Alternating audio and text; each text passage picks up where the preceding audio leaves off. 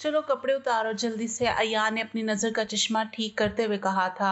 मारिया की आंखों से आंसू बह रहे थे। वो कहने लगी, सर प्लीज मुझे जाने दें। मारिया हाथ जोड़ते हुए कहने लगी, लेकिन अयान कुछ भी सुनने के मूड में नहीं था। वो कहने लगा, चलो चलो शाबाश, उतारो अपनी शर्ट, वरना मैं तुम्हें पेपर में फेल कर दूंगा। तुम्हारी मुस्तकबिल की डोरी इस वक्त मेरे हाथ में है। मेरा साईं तुम्हें 4 साल के लिए टर्मिनेट कर देगा। अभी तुम अच्छी तरह सोच लो कि तुम्हें क्या करना है।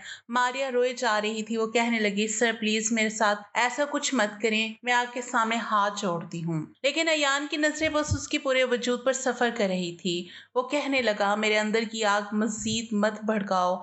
तुम्हारे पास ज्यादा वक्त नहीं है, तुम्हें मुझे भी खुश करना है और अपना पेपर भी देना है, और 10 मिनट तुम जाया कर चुकी हो। अपनी घड़ी की तरफ देखकर अयान ने कहा था। नजरें अब भी उसकी यूनिफॉर्म की चुस्त कमीज पर टिकी हुई थी, जो उसकी रानियों को छुपाने के लिए नाकाफी थी। अयान कहने लगा, देखो मैं तुम्हारे साथ जबरदस्ती नहीं करूंगा, क्योंकि कल को तुम मुझ पर इल्जाम लगा सकती हो कि मैंने तुम्हारे साथ ज्यादती की, जबरदस्ती की, तुम्हें बेआबरू करने की कोशिश की।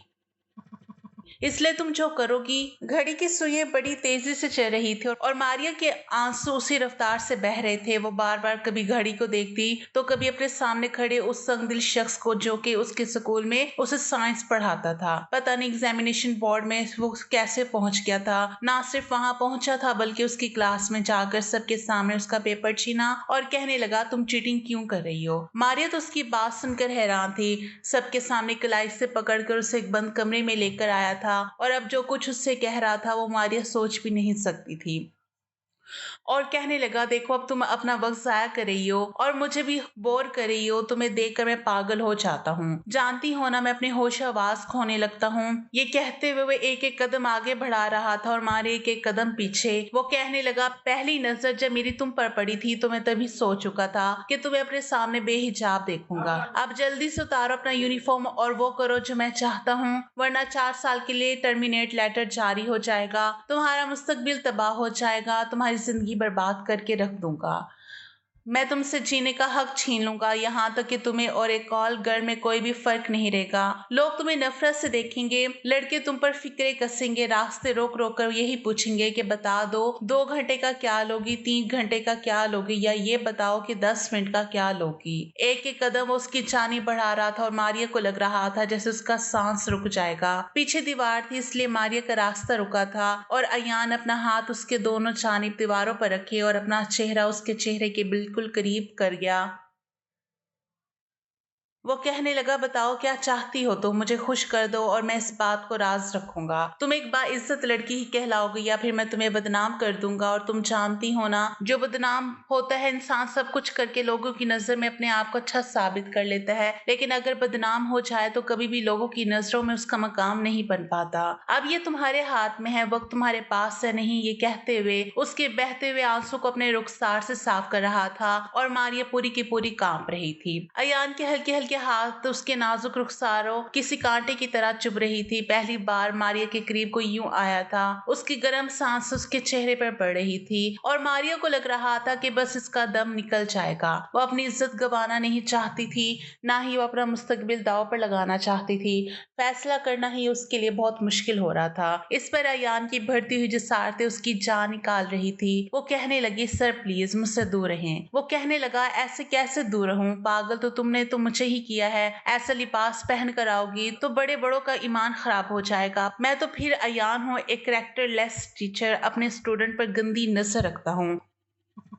वो कहने लगा, मेरे पास वक्त नहीं है, मैं सिर्फ तुम्हें 2 मिनट दे रहा हूँ। तीसरे मिनट या तो तुम अपनी शर्ट उतारोगी या फिर मैं तुम्हें वापस छोड़ाऊंगा और तुम्हें टर्मिनेट कर दूंगा। ये कहकर वो कुछ पीछे हटा था, लेकिन उस लड़की की बेबसी को देख रहा था जो पूरी की पूरी लरस रही थी। 1 मिनट गुजर चुका था और दूसरे मिनट और सेकंड की सुइयां बड़ी तेजी से सफर कर रही थी। जब मारिया ने घड़ी की तरफ देखा, अपने आंसू साफ किए और अपना यूनिफॉर्म की शर्ट के ऊपर के बटन खोलने लगी। ये देखकर उसके चेहरे की मुस्कुराहट मजीद बढ़ी थी। फिर उसने बढ़कर मारिया का स्कार्फ सर से उतारकर जमीन पर फेंककर उस पर अपने जूते रखे थे। उसका गले में पहना हुआ दुपट्टा उतारकर एक तरफ फेंका था। मारिया अपनी आंखें बंद कर चुकी थी और अयान उसके यूनिफॉर्म की शर्ट के ऊपर से ही। अयान का आज स्कूल में पहला दिन था। सबसे पहले प्रिंसिपल के पास से गया था। उसने कहा था कि आप 9वीं और 10वीं क्लास को साइंस पढ़ाएंगे और अभी आप मैट्रिक क्लास में जाएं।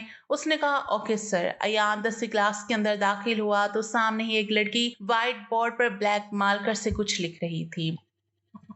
उसने दरवाजे पर दस्तक दी तो उसने पलटकर दरवाजे की तरफ देखा और कहने लगी, जी आ जाओ, कौन है आप? वो कहने लगा, मैं इस क्लास में साइंस का नया टीचर हूँ। वो लड़की कहने लगी, लेकिन इस क्लास में तो मेरा लेक्चर है। अयान ये सुनकर कुछ हैरान हुआ। वो कहने लगा, देखिए मैम, मुझे प्रिंसिपल ने इस क्लास में जाने के लिए कहा है। वो कहने लगी, हो सकता है कि आपको सुनने में कोई गलती हुई हो, क्योंकि इस क्लास में पहला लेक्चर तो मेरा होता है।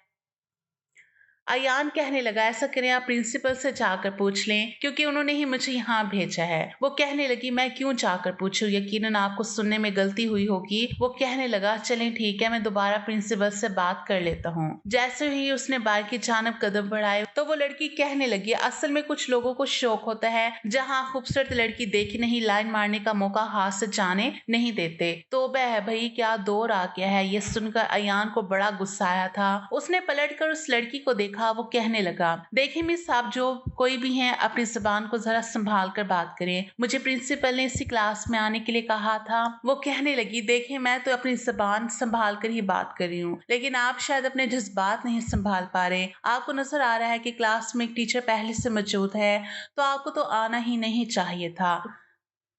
प्रिंसिपल की बात आपने कान खोलकर सुनी ही नहीं होगी और अब आप खामखा मेरे सामने अपने आप को शरीफ जाहिर करने की कोशिश कर रहे हैं। अयान को उस लड़की पर गुस्सा तो बहुत आया था, लेकिन बहरहाल वो वहां से चला गया। सीधा वो प्रिंसिपल ऑफिस में पहुंच गया था।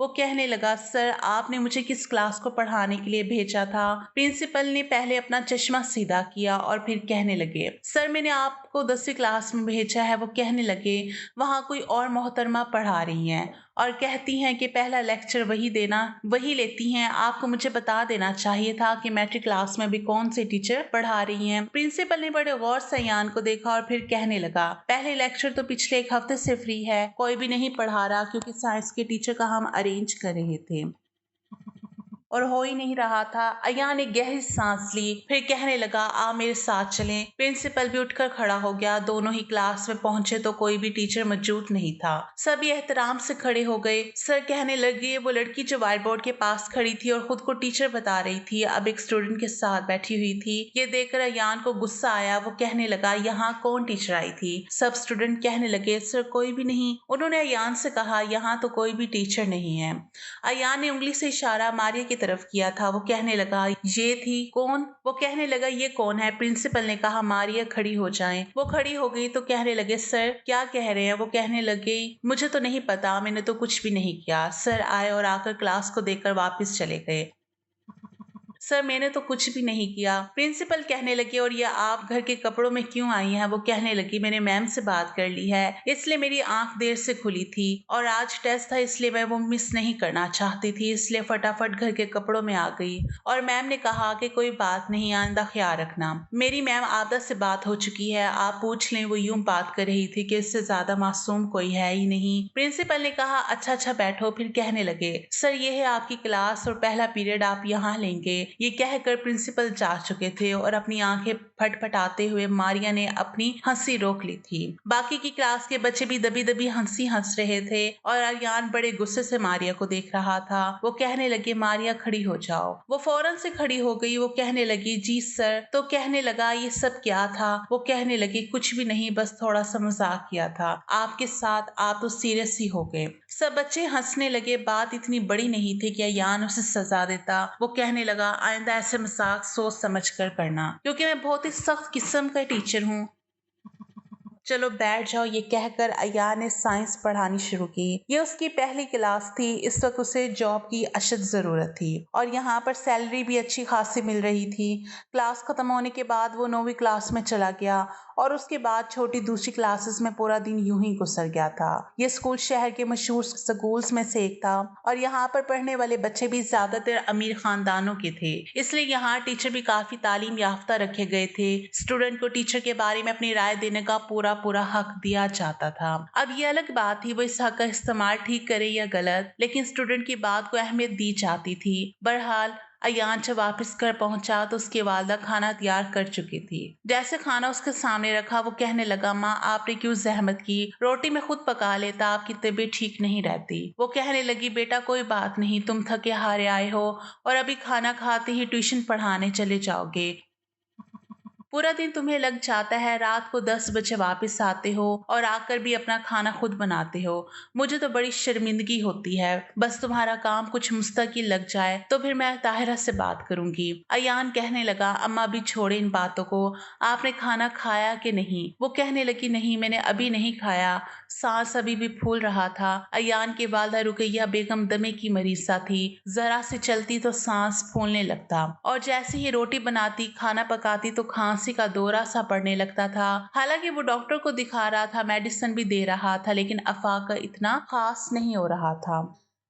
दूसरी तरफ उसको ये फिक्र थी कि अपनी ही जिंदगी में अयान और तहरीम की शादी कर दे। तहरीम अयान की छोटी बहन थी और कॉलेज में पढ़ती थी, वो भी कॉलेज के आखिरी साल में थी। अयान घर आके बस खाना ही खाता था और चला जाता था, फिर रात 10 बजे तक होम ट्यूशन पढ़ाता, तभी जाकर घर का खर्चा चलता था। काफी महीनों से वो बेरोजगार था और अब उसकी एक अच्छे स्कूल में जॉब लगी थी। प्रिंसिपल उसकी कारकर्दगी से काफी खुश नजर आ रहा था। वो काफी संजीदा किस्म का लड़का था। आज भी वो क्लास ले रहा था जब उसे ये महसूस हुआ जैसे कोई धीमे धीमे लहजे में बातें करने में मसरूफ है। उसने एक नजर पूरी क्लास पर डाली, सब उसकी तरफ मुतवज्जा थे। किसी को भी देखकर ये नहीं लग रहा था कि वो बातें कर रहा है। अयान ने दोबारा से पलट कर समझाना शुरू कर दिया। एकदम से चिप्स खाने की आवाज आई। उसने पलट कर देखा तो तभी मारिया ने अपना मुंह जोर से बंद किया था। लग रहा था जैसे उसके मुंह में कुछ है। अयान चलता हुआ उसके पास आ गया। वो खड़ी हो गई तो कहने लगा, मुंह खोलो।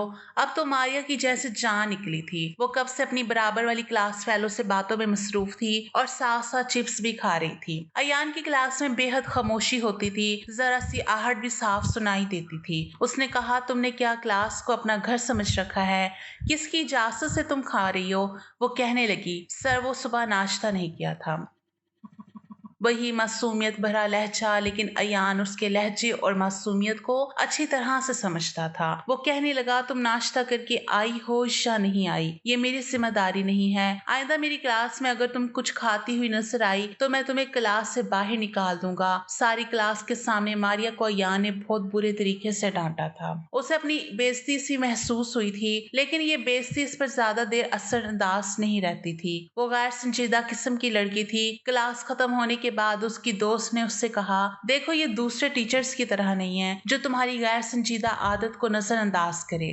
मैं तुम्हें कह रही हूँ कि मत खाओ। वो कहने लगी, मैं तो खाऊंगी और उनके लेक्चर में ही खाऊंगी और देख लेना ये मुझे कुछ भी नहीं कहेंगे। निशा कहने लगी, थप्पड़ तुम्हारे मुंह पर पड़ जाएगा सर के हाथ से। वो कहने लगी, अच्छा तुमने मुझे शायद बहुत इजी ले रखा है। अभी मारिया ने अपना जलवा दिखाया ही कहाँ है। ये कहते हुए उसने अपने माथे पर आते हुए बालों को फूंक मारकर पीछे किया था। मारिया का यही काम था, अपने सब टीचर से चिकनी चुपड़ी बातें करती थी, अपनी मासूमियत का ड्रामा रचाती थी और सबके दिल में अपनी जगह बना लेती थी। इसलिए छोटी मोटी शरारतों को कोई भी तवज्जो नहीं देता था और टीचर के छोटे मोटे काम भी कर देती थी। एक बार जैसे ही छुट्टी हुई, अयान ने अपनी बाइक स्टार्ट करके रोड पर ही आया था जब पीछे से गाड़ी ने टक्कर मारी थी। जैसे ही उसने पलट कर देखा तो वो गाड़ी मारिया की थी। ड्राइवर गाड़ी चला रहा था। जल्दी से गाड़ी रोककर उतर कर अयान से माजरत करने लगा। वो कहने लगी, चलें चलें देर हो रही है, आप क्यों बहस कर रहे हैं? इतनी भी मोटरसाइकिल पर गाड़ी नहीं लगी कि मोटरसाइकिल टूट गई हो। जल्दी चलो, मुझे देर हो रही है। मारिया का लहजा और बात सुनकर अयान को गुस्सा आया था। वो समझ गया था कि ये एक अमीर और घमंडी किस्म की लड़की है, बाप के पैसों को बर्बाद करने के लिए स्कूल आती है। क्योंकि कैंटीन में तो वो जाकर जो कुछ खाती पीती थी, लेकिन क्लासरूम में भी पास नहीं आती थी। अक्सर कभी चिंगम चबा रही होती तो कभी बिस्किट खा रही होती थी और कभी चिप्स खाती रहती। एक बार अयान ने तमाम स्टूडेंट से कहा कि अपनी कापियां मुझे स्टाफ रूम में पकड़ा दो, मैं चेक कर लूंगा। एक दफा वो उस वक्त अकेला स्टाफ रूम में था, कोई और मौजूद नहीं था। सभी अपनी क्लास लेने गए हुए थे। जब सारी कापियां इकट्ठी करके मारिया स्टाफ रूम में आई, उसने सारी की सारी कापियां अयान के सामने रख दी।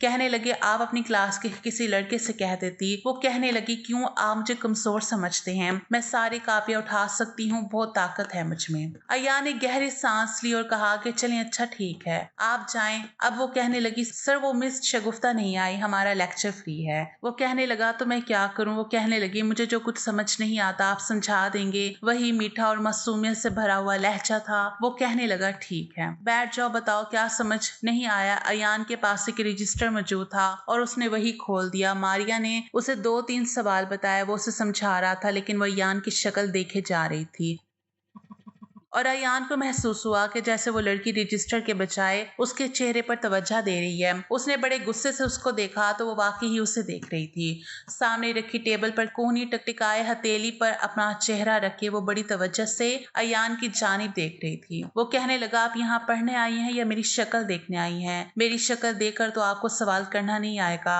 वो कहने लगी कि सर आपको शायद बुरा लग गया, मैं वाकई सवाल समझ रही थी। वो कहने लगा ठीक है, मुझे ये डायग्राम समझाएं। अयान ने रजिस्टर सामने रखा। उसने 5 मिनट के अंदर अंदर सारा सवाल करके दिखा दिया। यान हैरान था कि वो लड़की तवज्जो से समझ नहीं रही थी। उसने अंदाजा लगाया ये लड़की इतनी कम अकल नहीं है, अगर मेहनत से पढ़े तो अच्छा पढ़ सकती है। मारिया सर मुझे सब आता है। वो कहने लगा अगर सब आता है तो मुझे क्यों समझाने के लिए कहा? वो कहने लगी वो तो मेरा कोई और मकसद था। सर आप मुझे बहुत अच्छे लगते हैं, आपके साथ वक्त गुजारना मुझे बहुत अच्छा लगता है। ये बात सुनकर अयान ने उसे घूर कर देखा। वो कहने लगा उठो यहाँ से और अपनी क्लास में जाओ। बदतमीज लड़की। अयान को उसकी बात सुनकर गुस्सा आया था। वो सोच भी नहीं सकता था कि ये लड़की इतनी बदतमीज हो सकती है। इसे शर्म नहीं आती थी। अब अक्सर ये होने लगा। अयान जब भी क्लास में आता मारिया कोई ना कोई बात कर देती कि उसे गुस्सा आने लगता। एक बार जब वो क्लास में दाखिल हुआ तो सामने बोर्ड पर अयान का स्केच बनाया हुआ था और चश्मा काफी मोटा बना रखा था। जबकि अयान ने ये देखा तो पीछे से सब बच्चे हंसने लगे। वो कहने लगा ये किसकी हरकत है, लेकिन कोई भी बताने को तैयार नहीं था। वो कहने लगा मैंने पूछा कि ये किसकी हरकत है, लेकिन फिर भी किसी ने जवाब नहीं दिया। सब कहने लगे हमें नहीं पता, जब हम क्लास में आए तो ये बना हुआ था। अयान जानता था ये सब मारिया ने किया है। उसने कहा खड़ी हो और क्लास से बाहर निकल जाओ। वो कहने लगी क्यों सर, मैंने क्या किया है? वो कहने लगा ये तुम्हारी ही हरकत है, तुम्हारे अलावा ऐसी गिरी हुई हरकत और कोई भी नहीं कर सकता। तुम्हारी नजर में उस्ताद की कोई इज्जत और अहमियत नहीं है। वो कहने लगी सर आपने क्या मुझे करते हुए देखा है? जब आपने देखा नहीं है तो आप मुझ पर कैसे इल्जाम लगा सकती हैं? वो कहने लगा मैं सब जानता हूँ, तुम जैसी लड़कियों को मैं तुम्हारी हरकतों को कब से बर्दाश्त कर रहा हूँ, इग्नोर कर रहा हूँ। तुम क्लास से दफा हो जाओ वरना मैं ये भी लिहाज नहीं करूंगा कि तुम एक लड़की हो, मैं तुम्हें बहुत मारूंगा। अयान का गुस्सा से बुरा हाल था। कहने लगी सर प्लीज सर, पहले आप ये साबित करें कि मैंने ये सब किया है। इस बार वो भी काफी संजीदा थी। अयान ने कहा तुम बाहर जा रही हो या फिर? उसने अपना हाथ उठाया हुआ रोका था। जी तो चाहा उसके मुंह पर दे मारे। वो गुस्से से उसे देखते हुए क्लास से बाहर चली गई, लेकिन कुछ देर बाद प्रिंसिपल के साथ वापस आई। प्रिंसिपल कहने लगे आपने इस लड़की को बाहर क्यों निकाला? यान कहने लगा इस लड़की की हरकत और ढटाई की ये हद है कि इसने मेरा स्केच व्हाइट बोर्ड पर बनाया। प्रिंसिपल कहने लगे तुम्हारे पास इसका क्या सबूत है? इसी ने बनाया है। कहने लगा सर ये लड़की तब से मुझे परेशान करी है जब से मैं इसी क्लास में आया हूँ। कभी ये चिप्स खाती है तो कभी ये कोई और हरकत करती है। और कहने लगे अगर ये ऐसा करती है तो आपको उसी वक्त मुझसे शिकायत करनी चाहिए थी, लेकिन जब आपने देखा ही नहीं तो आप कैसे कह सकते हैं? फिलहाल आप इसे क्लास में बिठाएं। आइंदा अगर ये ऐसी हरकत करे तो मुझे बताएगा। यान किसी जब्त से गुजर रहा था। ये वही जानता था, लेकिन चंद रोज बाद जो कुछ अयान के साथ हुआ वो सोच भी नहीं सकता था। स्कूल की छुट्टी हो चुकी थी और अयान अभी तक कापियां चेक कर रहा था। मैट्रिक क्लास के बोर्ड के पेपर होने वाले थे और आज उनकी आखिरी क्लास थी। फिर उसके बाद उन्होंने बोर्ड के ही पेपर देने के लिए जाना था। काफी देर तक अयान कॉपी चेक कर रहा था। छुट्टी को 20 मिनट गुजर चुके थे जब उसने आखिरी कॉपी चेक की और एक गहरी सांस ली। फिर उसे किसी के हंसने और बातें करने की आवाज से आ रही थी, क्योंकि तकरीबन सारे क्लासरूम खाली थे। स्टाफ रूम में वो अकेला बैठा हुआ था। वो कहने लगी ये जो सर अयान है ना, बहुत ही घटिया इंसान है। ये सुनकर अयान को हैरत हुई। वो जैसे ही बाहर आया तो स्टाफ रूम के बराबर वाली क्लास में कोई मौजूद था। कमरा बंद था। उसने दरवाजे को धीरे से खोलने की कोशिश की, लेकिन दरवाजा लॉक था। अंदर दो लड़कियां थी और उनमें से एक लड़की के बोलने की आवाज आ रही थी जो कह रही थी कि सर अयान मुझ पर गंदी नजर रखते हैं। कई बार तो उन्होंने इसका फायदा उठाकर मुझे गलत जगह पर टच भी किया है। उनका बस नहीं चलता कि मेरे साथ क्या ना कर गुजरे। फिर एक लड़की की आवाज है कि वाकई वो कहने लगी और क्या। जब मैंने कहा सर आप क्या कर रहे हैं तो कहने लगी अगर तुम चाहती हो कि तुम्हें टेस्ट में पास करूं तो चुपचाप रहो, किसी से कुछ मत कहना। ये सुनकर अयान तो तब कर रह गया। इससे पहले कि वो दरवाजे पर दस्तक देता उसके बाद जो कुछ उसने सुना उसके होश उड़ कर रह गए और उसके बाद उसने कमरे का दरवाजा खटखटाया तो एक लड़की ने कहा कि मारिया खिड़की से बाहर कूदकर भाग जाओ, हमें लगता है किसी ने देख लिया है, जल्दी से बाहर निकलो। ये सुनकर अयान के होश उड़े थे। वह स्कूल के बैरूनी जानिब गया, उस खिड़की के पास, चूंकि उस क्लास से बाहर खुलती थी जहां से उसे ये सब आवाजें आ रही थी, लेकिन खिड़की पर जूतों के निशान थे, वो तीनों जा चुके थे। वो ये तो नहीं जानता था कि वो लड़कियां कौन थी जो मारिया के साथ कमरे में थी। अलबत्ता मारिया का नाम और उसकी आवाज वो अच्छे तरीके से सुन चुका था। उसका बस नहीं चल रहा था कि वो क्या ना कर गुजरे। ये लड़की इस हद तक गिर सकती थी वो सोच भी नहीं सकता था। उसका दिमाग इस कदर बह गया था कि वो सोच चुका था कि इसे मजा जरूर चखाएगा, उसे बताएगा कि घटियापन क्या होता है। पता नहीं ऐसी बातें उसने क्लास में किस किस के साथ की होंगी। वो उसे बदनाम करना चाहती थी, वो बदनाम हो जाता। अयान को अपनी इज्जत का बड़ा पास था। उसने अपने दोस्त से बात की जो कि बोर्ड के टीचर को सिलेक्ट करता था। जिस स्कूल में मैट्रिक क्लास के बोर्ड के पेपर थे वो वहीं पहुंचा था और पहले पेपर में पहुंचकर मारिया की कलाई को पकड़कर उसे कमरे में ले आया था। अपने दोस्त से वो पहले ही कह चुका था और सारी बात भी बता चुका था। उसके दोस्त ने भी उसका साथ दिया था और अब वो मारिया को कमरे में लिया, उसके किए की सजा देना चाहता था। उसे अकेले में ले जाकर समझा भी देता और उसे अच्छा खासा जलील भी कर देता। लेकिन अगले रोज उसने जब मारिया से बात करनी चाही तो इससे पहले ही क्लासरूम में उसने एक बार फिर कुछ ऐसे अल्फाज सुने थे जिसके बाद अयान के गुस्से की कोई इंतहा ना रही और वो अपनी महबूब माँ के साथ नाश्ता किए बगैर ही स्कूल आ चुका था। रात भी ठीक से खाना ना खा पाया। बार बार गुस्से के मारे उससे मारिया ही याद आ रही थी जो उस हद तक गिर सकती थी वो कभी सोच भी नहीं सकता था। वो भी दरवाजे के बाहर खड़ा अंदर आ ही रहा था कि जब दरवाजे के दाएं जानिब कुर्सी पर बैठी दो लड़कियां आपस में ही बात कर रही थी। कहने लगी कि हमें पता है सर अयान तो उस मारिया के दीवाने हो चुके हैं, उसे तो पेपर्स की परवाह ही नहीं है ना, उसके साथ हंसकर दो बातें करेगी और वो उसे पास कर देंगे। तौबा तौबा, सर को तो जरा भी शर्म नहीं है। अगर मेरे वालिदैन को पता चला कि स्कूल का माहौल ऐसा हो चुका है और यहाँ पर अयान सर जैसे सर आ चुके हैं वो तो मुझे स्कूल से ही निकलवा देंगे। उनकी बातें सुनकर रही से कसर भी निकल चुकी थी। अयान को यह नौकरी पहले ही बड़ी मुश्किल से मिली थी। अब तक वो एक नौकरी की तलाश में ही इधर से उधर भटकता रहा था और अब जब वो इज्जत की रोटी कमाना चाहता था, सर पर माँ और बहन की जिम्मेदारियां अलग सवार थी। तो ऐसे में इस लड़की ने अयान को बदनाम करना शुरू कर दिया था। अयान जैसे शख्स के लिए ये बात हजम करना आसान नहीं था और यही वजह थी कि वो आज उसे क्लासरूम में बंद कर चुका था। यहाँ बाकी के स्टूडेंट मौजूद थे, जहाँ बाकी के स्टूडेंट मौजूद थे वहां से कमरा काफी दूर था। कोई भी मारिया की सिसकियों को नहीं सुन पा रहा था। वो सर को देखते हुए ये कह रही थी कि मैंने कुछ नहीं किया, प्लीज मेरे साथ कुछ भी मत करें। मैं वादा करती हूँ मैं दोबारा आपके साथ किसी भी तरह का कोई मजाक नहीं करूंगी। मैं तो आपकी तरफ देखूंगी भी नहीं।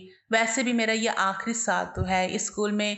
मैं वादा करती हूँ आपको मेरी शक्ल कभी दिखने को भी नहीं मिलेगी। प्लीज। वो रोते हुए अपनी शर्ट के ऊपर के बटन खोल रही थी कि उसके हाथ वहीं पर रुक गए और अयान ने जब उसके रुकते हाथों को देखा तो अगले ही पल रखी हुई कुर्सी पर पड़े डंडे को उठा लिया और डंडा उसके हाथ पर दे मारा। उसकी उंगलियां सुर्ख हो चुकी थी। कहने लगा जल्दी करो, तुम्हारी ये सारी मजाहमतें, ये सफाइयां मेरी किसी काम की नहीं है, जल्दी खोलो। अयान टांग पर टांग चढ़ाए बैठा ये मंजर देख रहा था जब रोते हुए उसने सारे बटन खोल दिए थे और अयान ने बेकाबू होकर उसे अपनी गिरफ्त में। इस कहानी का अगला पार्ट दूसरे एपिसोड में आएगा। इस कहानी को सुनने के लिए मेरे चैनल को सब्सक्राइब करें।